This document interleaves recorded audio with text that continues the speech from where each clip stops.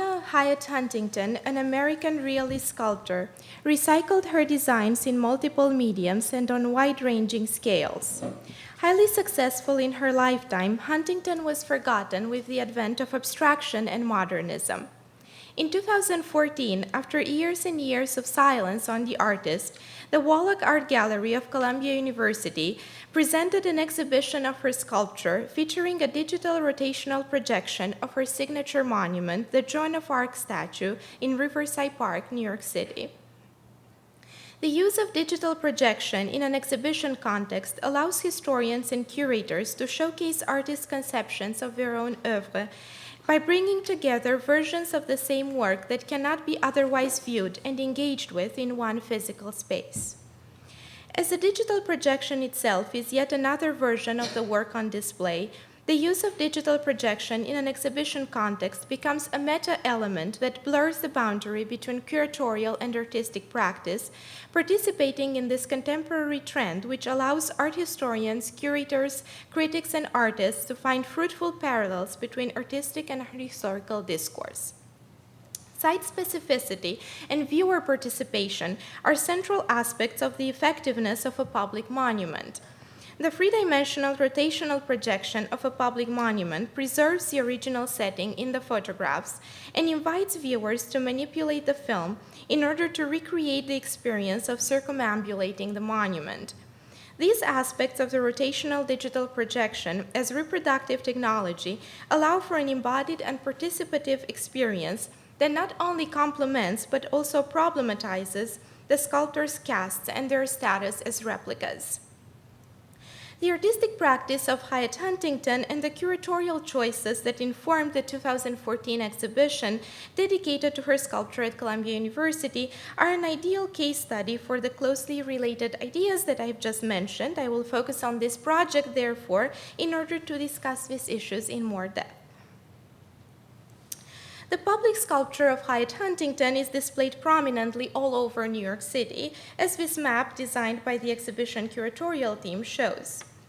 Anticipating the 2015 centennial of the installation of Hyatt Huntington's Joan of Arc monument on Riverside Drive, a historic moment both for the artist and for the city, the exhibition celebrated the vision of an ambitious woman artist who renewed New York's culture.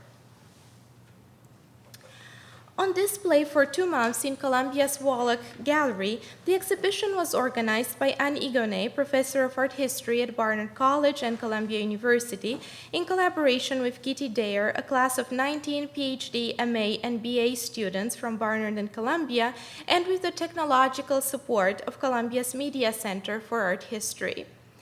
As one of the PhD students involved in the project, I worked closely on the presentation of the artist Joan of Arc, thinking about how the use of the rotational digital projection of this public monument would enhance our art historical and curatorial vision.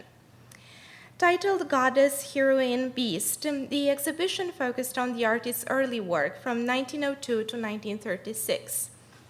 One of the central goals of the exhibition was to shed light on the artist's creative process and on her conception of her own oeuvre.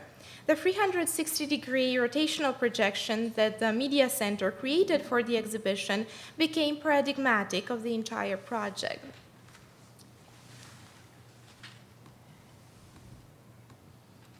The projection of the 1915 Joan of Arc Memorial offers a 360-degree rotating view of the Riverside Park monument at the sculpture's actual size and from an elevated standpoint. Since the monument's installation in the park, trees have grown densely to surround and partly obliterate the original monument from view. Therefore, the sculpture is no longer visible as it was intended to be seen in its entirety and from a distance on Riverside Drive. High-resolution photography reveals details invisible to the human eye from ground level, without removing the details of the current environment of the sculpture, thus preserving a sense of site specificity.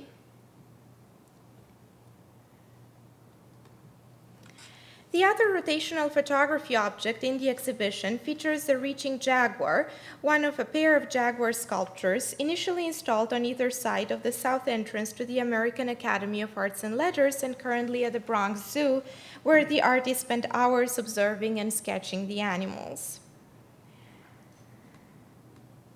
Like the rotational image of the Joan of Arc monument, the rotational rendering of the jaguar sculpture allows the viewer to zoom in to see very fine details. However, unlike the Joan of Arc project, this photographic object situates the viewer at ground level, increasing the sense of being in situ and thus the illusion of recreating the experience of circumambulating the sculpture in its original context. Given the expressive force of the jaguar's movement of reaching down, the connection that the film established with the viewer in a gallery space closely parallels the experience of viewing the sculpture at the Bronx Zoo, a sense of confrontation with sheer animal force.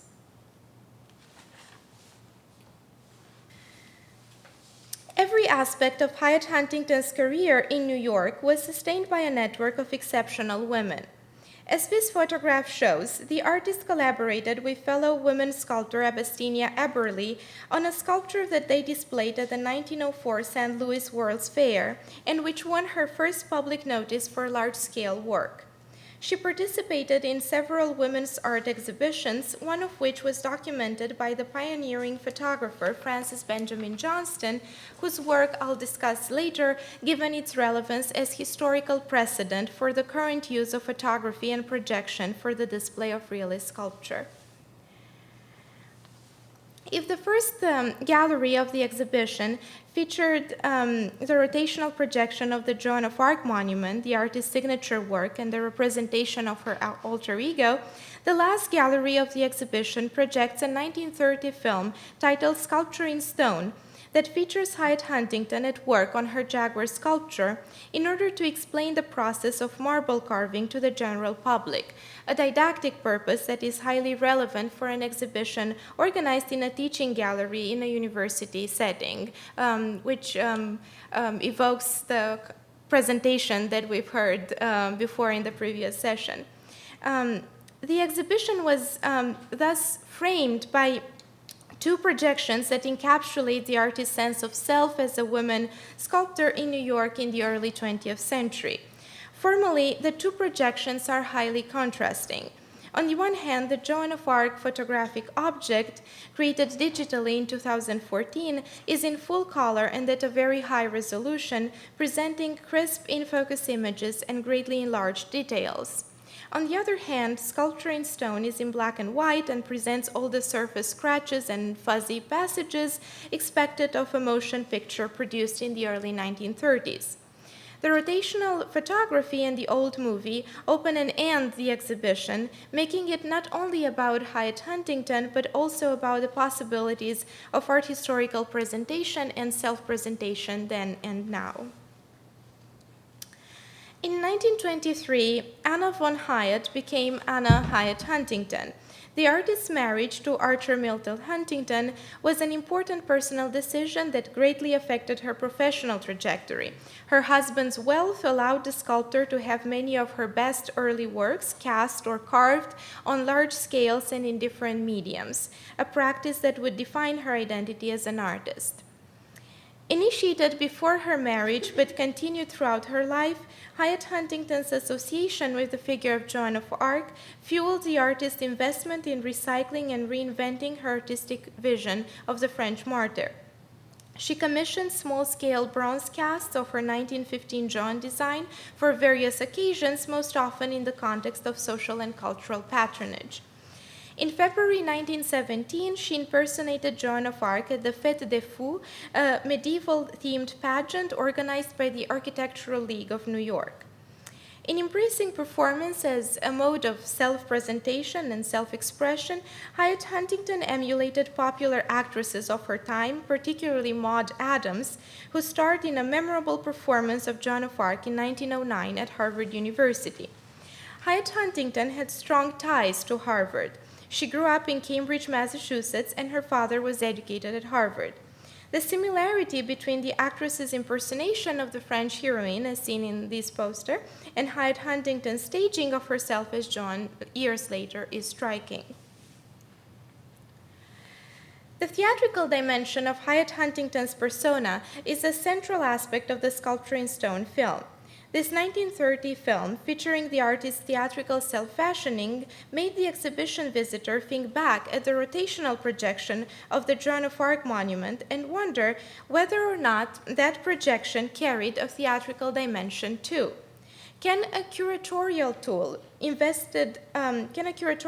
be invested with a sense of performance or theatricality because of the other exhibition objects with which it is conceptually linked? The monumental scale of the projection and the dramatic close-ups in the 2014 film are not unlike those of the 1930 film. Interested in associating her name with her signature design of the equestrian Joan of Arc, Hyatt Huntington oversaw the casting of copies of the Riverside statue. Between 1921 and 1938, equally sized replicas of this statue were dedicated in Blois, France, Gloucester, Massachusetts, San Francisco, California, and in Quebec City here. The artist commissioned and endorsed small-scale replicas of this design too. Bronze statuettes played a central role in the artist's early career. The Gorham Company, which promoted the work of several women sculptors, produced and exhibited Hyatt Huntington's work for decades. She played with scale and medium in the case of her animal sculpture too, from life-size outdoor sculpture to small-scale bronze casts to functional objects like bookends and paper cutters. Some sculptures were particularly successful. No less than 118 casts were produced of the yawning tiger. Within the original copy paradigm, what is the status of one of these casts? The role of the digital projection as independent display object along these artist-approved replicas in traditional media is a fundamental question posed by this exhibition. Serially produced casts, like Hyatt Huntington's Joan of Arc or the Yawning Tiger, are often perceived as identical and non-indexical, but their afterlives as objects differentiate and personalize them. For example, the Munson Williams Proctor small-scale Joan of Arc cast had been for years the Huntington Trophy for the Deerhound Club, which invested it not only with the artist's seal of approval, given that the artist herself donated it to the club for that purpose, but also with emotional value, at least for that group of people. Can a digital projection of sculpture become autonomous and acquire value as a cast does? In this exhibition, a 51-inch bronze cast of this monument that the artist cherished and an innovative projection of 360-degree rotational projection shared one of the gallery rooms, as seen in this exhibition shot, juxtaposing small-scale sculpture and outdoor monument and bringing together the bronze cast and the digital projection as different technologies for the embodiment of sculptural design. This image of the exhibition room illustrates this point. Through the effect of distance and foreshortening, the small bronze cast looks larger than the projection, inviting viewers to reflect on the relative value and function of the juxtaposed objects. If the statuettes decontextualize the monument and preserve the design, the projected photographs both incorporate the original setting of the monument and recontextualize the sculpture in the exhibition room. The use of a tablet to rotate the projected image reminded visitors of their participation in the act of viewing. How is the digital projection of sculpture different from that of two-dimensional art?